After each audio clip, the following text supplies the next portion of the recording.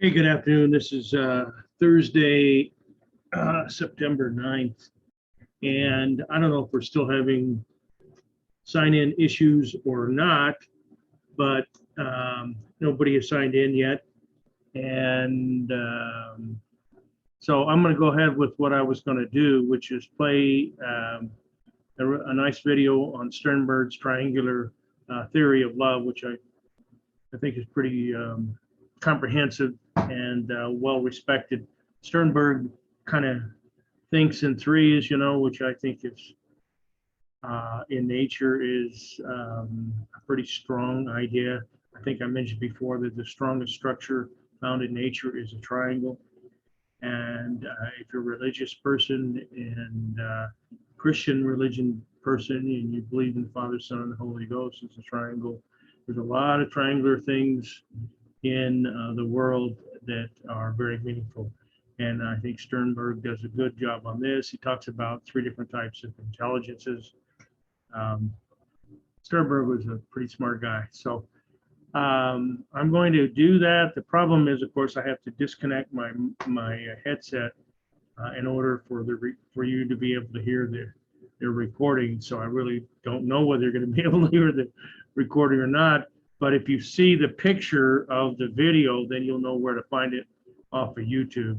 I guess I could copy it and send it to you as well. I suppose I'll do that. It's only about a 12, 14-minute video. So I'll do that at the end, and then I'm going to cut out.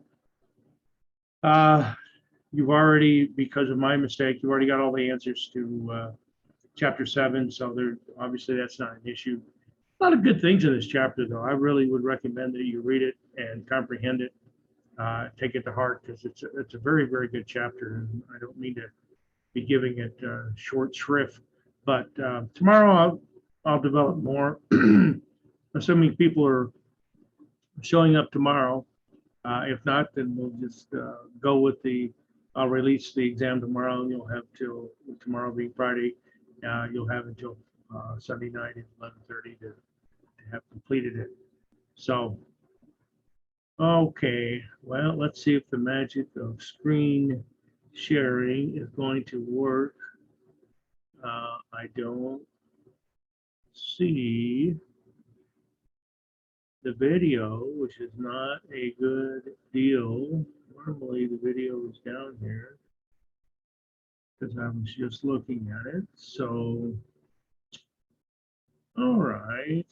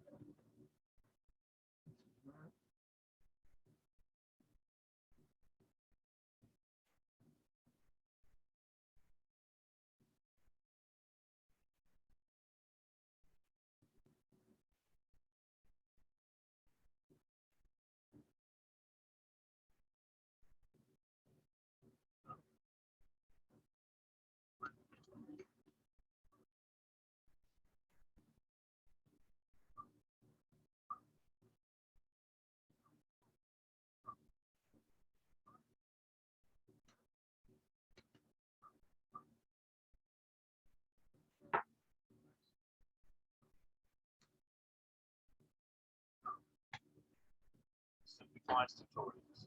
In this tutorial, we're going to look at Sternberg's triangular theory of love and the types of love. Now, we all know that love is an essential part of life. Most people get to experience love in some form or another in their lives, but very few people actually understand how it actually works. what they're actually experiencing when they experience love. Now, human conversations around love can also often be quite confusing and complicated. This is partly because when people talk about, they could be feeling things differently than their partner. Or, in other words, they could be referring to a different type of love than their partner. And to strengthen our understanding of love, Professor Robert Sternberg came up with the triangular theory of love, and he also came up with the types of love. So what is the triangular theory of love? Now, Sternberg proposed that love is actually made up of three components: intimacy, passion, and decision or commitment. Okay? Now, let's look at these three components in detail. Intimacy refers to the feeling of warmth in a relationship. So this is the emotional bond between people. In loving relationships, it refers to the feeling of closeness, connectedness, bondedness, etc. Passion refers to the feeling and the desires that actually lead to physical attraction, romance, and sexual affiliation. Decision commitment. Now, this aspect can have short-term and long-term implications. Decision refers to the short-term view of loving someone, and commitment refers to the long-term view of maintaining that love for that person. Okay? Now, these aspects, according to Sternberg, don't necessarily have to work in tandem. So someone can actually love another person without harboring long-term intentions, and conversely, someone can be committed to another person, to a wife, for the person, without actually acknowledging love for that person. So they can actually work individually. For the sake of remembering these three components, you can actually think of one being the emotional aspect, the second being physical aspect, and the third being the plan of action between. Okay? Now, these three components interact with one another and can also influence one another.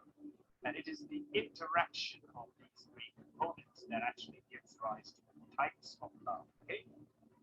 And the way the components can influence one another can, for instance, be such that greater intimacy can actually lead to greater passion. So there is interaction between these components. And the types of love that we're going to discuss now between people depends on the presence or the absence of one or two of these. Okay? Now, as seen in the graphic here, components tend to interact with one another, and it is this interaction that can create these types of love. This will all be clarified to you as we look at the types individually. Starting with non-love. Now, when all three essential components are actually absent, the individuals concerned are in a state of indifference. So they don't actually care about one another anyway. There is absolutely no connection. And this type of love is called non-love. Okay? Now, the next type is liking. This form of love exists when intimacy is present, but there is no passion or commitment. So this can also actually be termed as friendship, because when we speak about types of love, we're not essentially only speaking about the love between emotionally and we're not talking about the romantic relationship necessarily. We're talking about relationships in general. Okay. Now the next type is infatuated love or infatuation. So this type of love only has passion, but doesn't have any intimacy or commitment. Okay?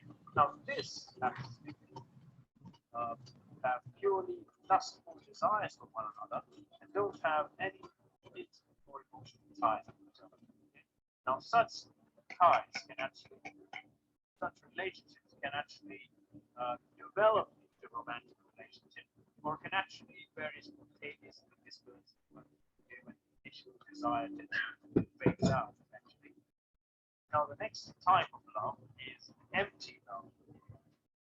Very important. So this is a type where there's commitment, but there's no passion or intimacy.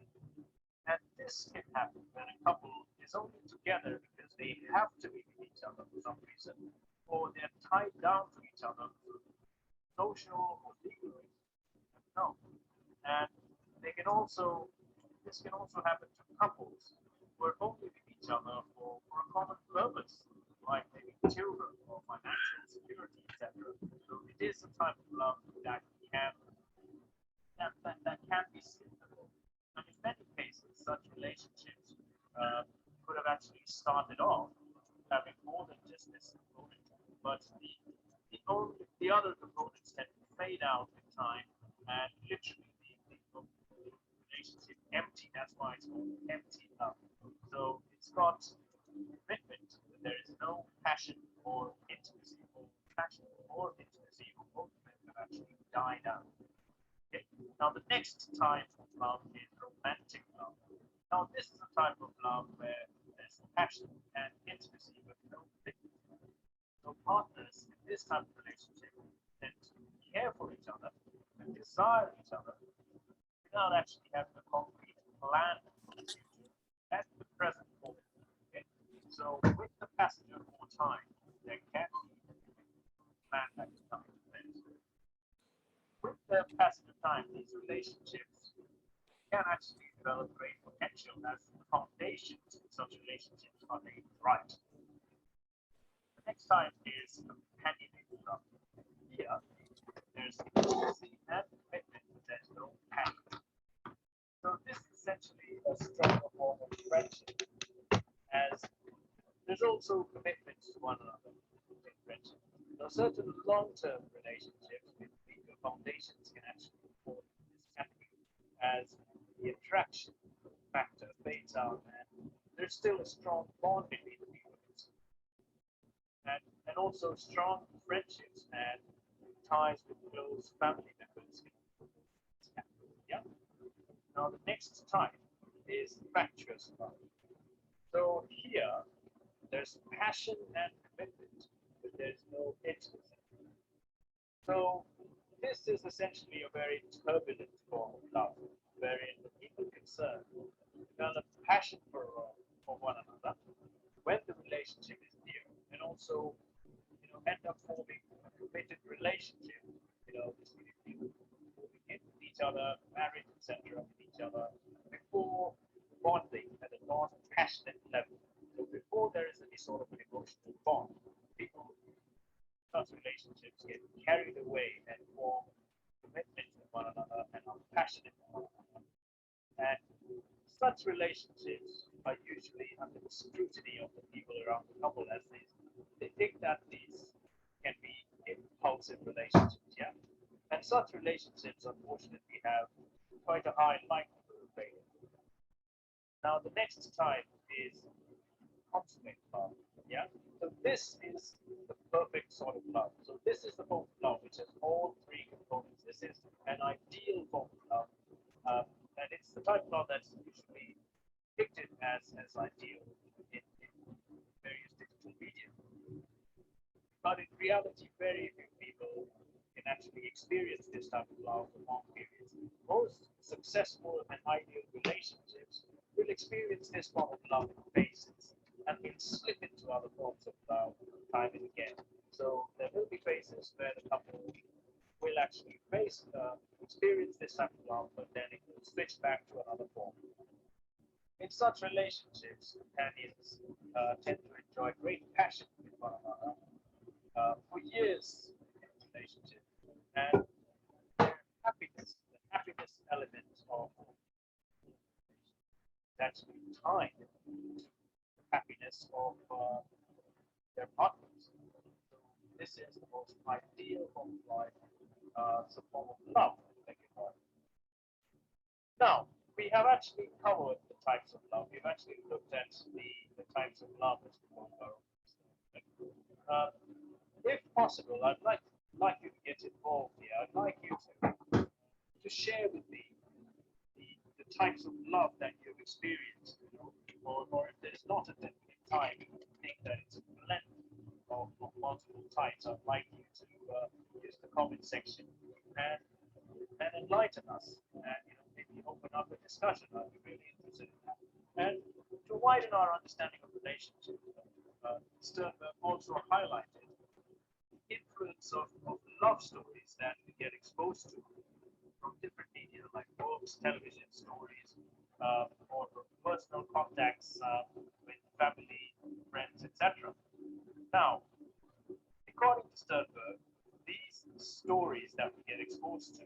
have an impact on our lives and our decision making when it comes to choosing partners. Okay, so I think this is quite an interesting topic to look into. So please also use the comment section to let me know if you're interested in a tutorial of this topic, and I'll work on it. Yeah. So use the comment section. Things use it to let me know your experience with love, and also let me know if you're interested in finding out about the influence of love stories on relationships. And as always, thank you very much for your attendance in this tutorial. And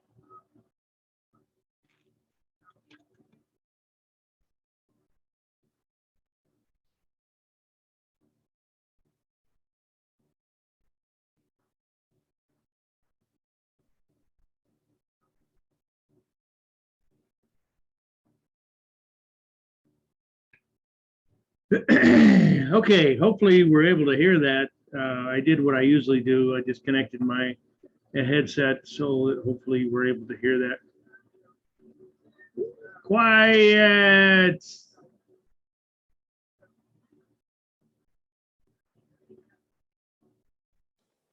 Yes, sir, I was able to hear it.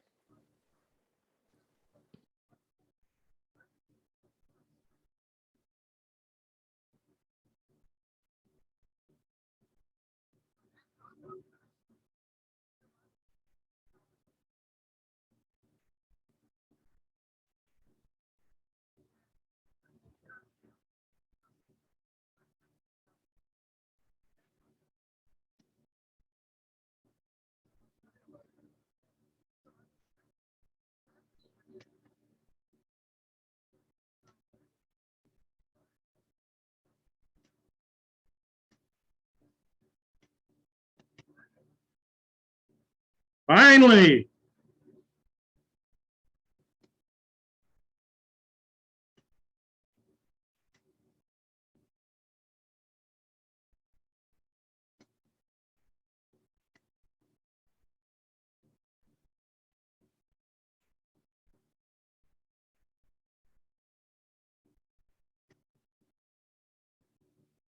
All right. Finally, we're back together. Okay. If you came in late, that's okay because the video is being recorded.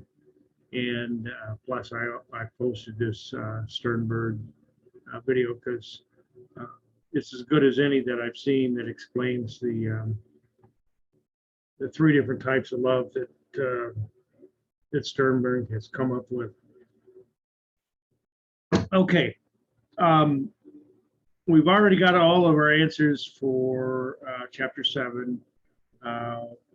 We've had a couple of opportunities to answer questions on chapter 6. So I was just going to use today as a introduction into Sternberg, and of course there's a couple other theories in this chapter that are pretty good, but I thought maybe I would go into more detail on tomorrow's lecture than today, because frankly I seem to get worn out after having a night class and then having another morning class, and now I'm here at the afternoon class. So no need to discuss study guide questions unless there's some that I know you have the answer, but I need to want an explanation as to why it is what it is. We can always do that. There's always time to do that. So anyway, welcome back. I don't know if you had sign-in issues again today. It seemed like it took my password okay, but I went ahead and set it twice in case the first one was messed up like it was yesterday. I'm not sure what that's all about. So, do you guys have any questions at this point for this week?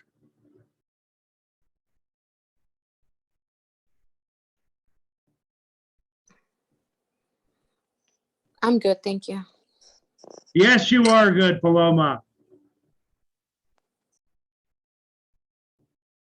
Alexandra, you're good as well? Yes, sir. Okay, well, then we'll reconvene tomorrow at hopefully around the same time, 1 o'clock. And I'll just do a short review of chapter 7, and then to release the exam, you'll have till the end of the day on Friday, and then Saturday, and then till 11:30 on Sunday to get your thoughts together and take the exam. It'll be the same. I haven't created the exam yet, but it'll be the same. It'll be 30 questions. And both of you have already taken the previous exam from last week, correct? Yes, sir. Did you have enough time? Yes, Yeah. sir. With the 60 minutes, yes. At 60 minutes, yeah. So you'd like to carry on the 60-minute approach? If possible, yes, please. Yep, it's up to us. So if it makes sense to you, then I'll just do it. Sounds good. Thank you. You are most welcome. All right. Well, have a great rest of the day, and we'll check in tomorrow for a short little lecture on the review of chapter 7, and then we're off to new chapters next week, which my arm is working today. I will tell, this is the wrong one.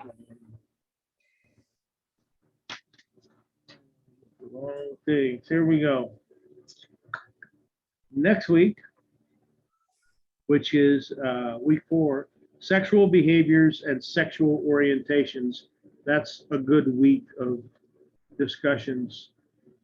And that will include the videotape I made of Sergeant Jones. So I'll post that next week. So next week got to be a good week. I think should be back into our nice smooth rhythm next week. Surprising it's taken 3 weeks to get there, but that's okay. We're all right. We'll survive. We'll do well.